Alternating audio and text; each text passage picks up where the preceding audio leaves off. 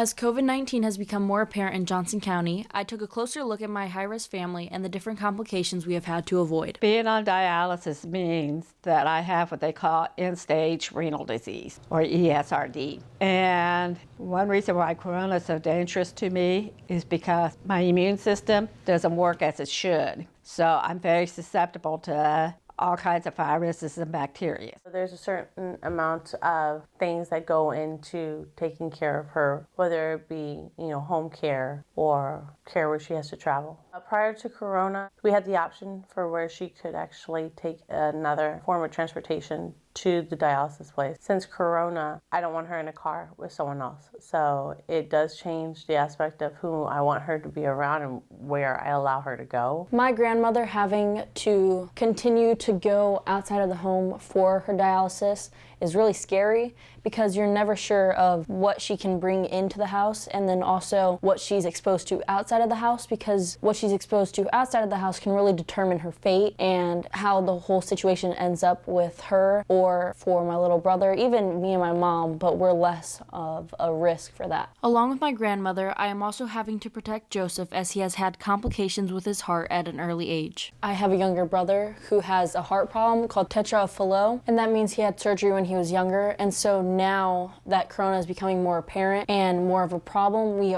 aren't allowed to let him go outside at all, or if he does, he has to be monitored and no one can be around him. My little brother is unable to go to school anymore. He's 5 years old, and so now we're trying to implement more of those programs at home and be able to teach him how to read, teach him how to count, add things, because those are still so important in the early stages of his life, and we have to make sure we keep up with it and he's still staying occupied while he's at home. He is inside a house, running around in circles, completely losing it. And our challenge has been trying to teach him what it's like to sit still, to calm down. Not everyone has friends. And the best part about right now happening is that I can say the world is going through it. It's scary to know that so many important people in my life could die from this virus. And there's so many people in this world that just don't seem to care, or that they believe it's just going to go away and continue to socialize and not seem to understand the seriousness of the circumstances.